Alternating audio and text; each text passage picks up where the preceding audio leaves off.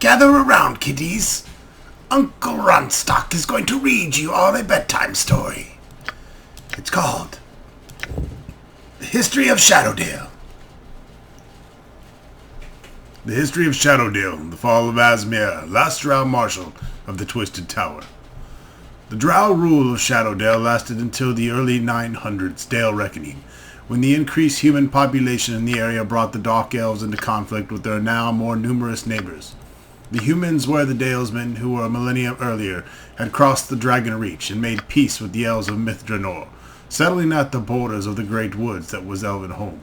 The Drow soon found themselves under continual attack, and most of those who were held overground settlements retreated back below. The last powerful Drow leader was Asmir, the Marshal of the Twisted Tower in the last Drow-held days. Asmir oversaw the last retreat of the Drow holdings in the face of the human uprising and held the citadel against a year-long siege.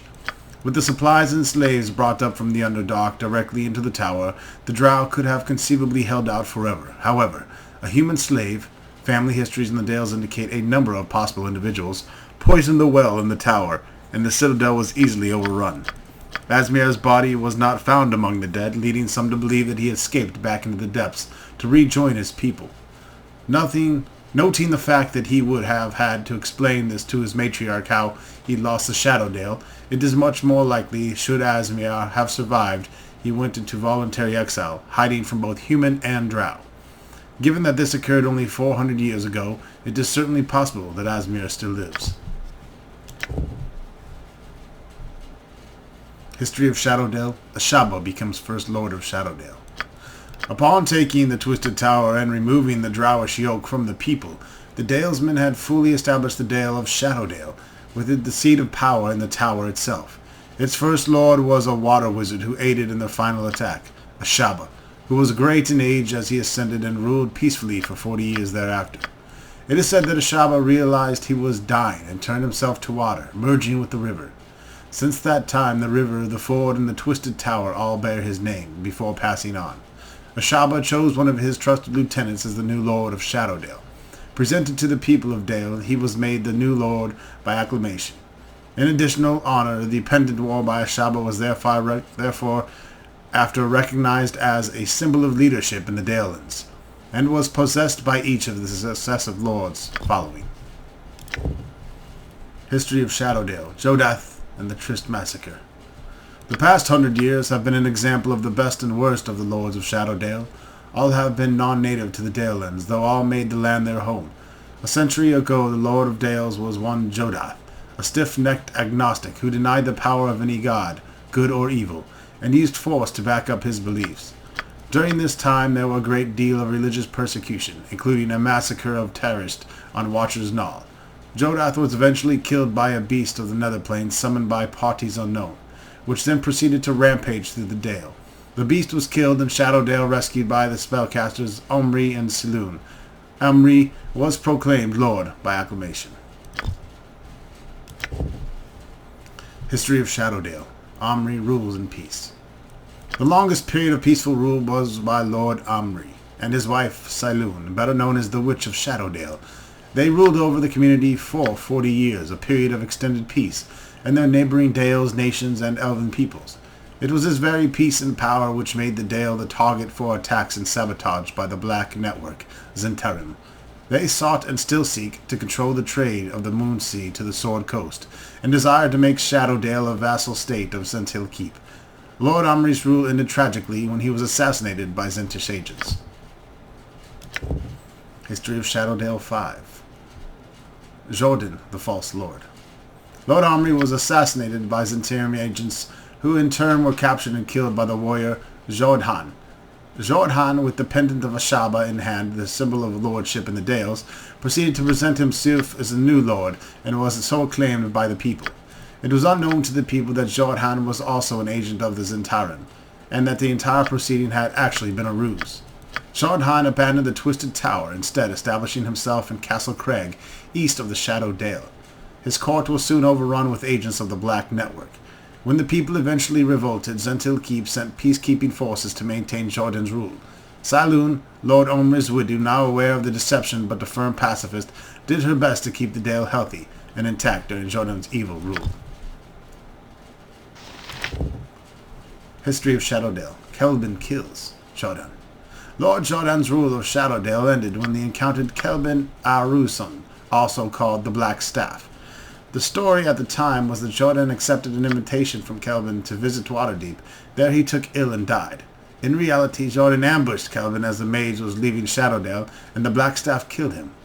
In either case, Khelben took hold of the pendant of Ashaba and returned to Waterdeep with it, promising to send a suitable candidate for lordship to the Dales. Jodo had ruled for 5 years, and without his advocacy, Castle Craig was abandoned by the Zentiliki troops, routed. Jodo's previously chosen successor was a Malvantian named Lyrin, but without the pendant, this individual was considered a pretender to the throne. Khelben Blackstaff is, of course, the wizard that assigns you your mission in Eye of the Beholder 2.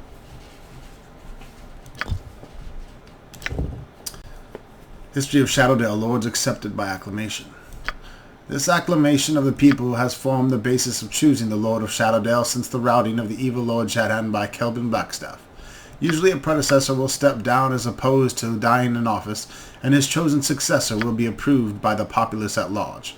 This system has had its drawbacks, as will be shown below, but in general it has served the independent, self-willed people of the Dale very well. They have avoided the genetic lottery of which good bureaucracies and bad kingships are made. A quote from the Venerable Elminster. The symbol of the Lordship is the pendant of Ashaba, a device owned by the original wizard and used to determine the rightful lord of the Dale. History of Calimshan. Calimshan is older than either of the other empires of the Sands, first settled over 7,000 years ago by the Jinn, a humanoid race from the elemental plane of air. These Jinn were known to be very magical, and during the course of their rule they developed many new spells previously not available in the plane of air. The Jinn prospered over 1,000 years in Calimshan, and their reign was ended by an invasion of creatures and minions from the plane of fire. Some say this was a bitter hatred between Jinn and Ifrit. Started though, others contend that this was just a result of a hatred that was already there. Whatever the cause, the battle was long and bloody, and took over 100 years to complete. The Jinn finally routed the attackers, but were greatly weakened in the attempt. They slowly declined, and the last mention of the Jinn is just under 6,000 years old. For the next 4,000 years, Calimshan was dominated by nomadic tribes of humans, tribes from various places: Chult, the Shah, the Shining Plains, Chondath, Yvanam, and Cormyr. Took turns dominating, only to be conquered by the next nearly identical tribe. Slowly the nomadic nature of Calimshan began to change, as explorers and traders of Waterdeep, and Cormyr discovered the wonders of the area. Some tribes began to settle down and develop new means of support like fishing, farming, or trading. These communities began to band together for mutual protection, and soon a civilization was born. It was only 1,300 years ago that the Shun Empire, now called Ibkhazar, came into being. The Shuns were a grand and glorious empire, and their excesses were foundations of Kalashite snobbery today. They grew wise and powerful in the ways of magic, and ships and caravans bearing the Shun flag traveled across the Forgotten Realms. Shun himself, a particularly powerful mage, created a book of great power during this time called the Tome of the Unicorn. The exact location of the tome has been lost in time, but since the book is 2x3 and made of pure metal, it is likely to still be around somewhere. That's a big book.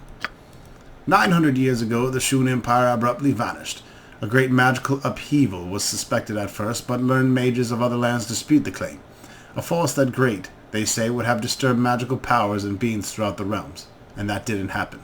Sages who have studied the Shun at great length have reached no definite conclusions, but the most popular theories today center around a plague or disease that decimated the population. Today, the Shun impact on Calimshan is still great. The grandeur of that empire is responsible more than anything else for the strong national character of Calimshan today. The ruins of the Shun's greatest city, Monrativi, Tishimir, can still be found in the wilderness to the west edge of the Forest of Mir. See below for more on Monrativi Tishimir. Since the fall of Shun, no force or people has risen to solely dominate the land. There are half dozen or so major cities, each of which exerts its power over its own area. About 170 years ago, a man in Kalamport amassed a large army and declared himself Pasha over the land. Before that army could march, however, the representatives of each major city met and agreed to recognize the Pasha authority in limited areas, and to pay a small tribute to him, enough to pay for the works the Pasha was expected to do. The oldest son of each Pasha inherits the title. If there is no son, the mayors of each large city select a new one. The current Pasha, Rashid Dejinpur, has ruled for over 18 years, and is the grandson of a Pasha elected by the mayors of Calimshan 44 years ago. We already read the history of Tether. The history of Estagund. Estagund history follows a different path than those of Durpa and Va. The Gundars were conquered in 531 Dale Reckoning by Reinhard I, war chief of the Arcanons of Dambroth. Estagund regained its independence when Reinhard was slain by the Harun archmage Mykontil. Though the country soon degenerated into a small group of independent city-states. Skirmishes with Va and between the city-states continued for several centuries until a king once again united the country. King Borneo was a skilled ruler, and under him Estagund began to prosper. His descendants did not share his wisdom. And in 1053, Dale Reckoning, King Selkarin more than has illustrated this. He had failed to conquer Durpa, and Veldorn resisted his challenges. An avowed misogynist, Selkarin turned his attentions to the matriarchy of Dambroth. He led a large fleet to attack Dambroth, taking extreme losses, including his own life. Selkarin died childless, so his brother Seltarir has crowned king. The new ruler faced a country with most of its fighting men gone, and an unforeseen problem, famine. The famine was caused by the blight and wiped out nearly all the year's crops in Estagund.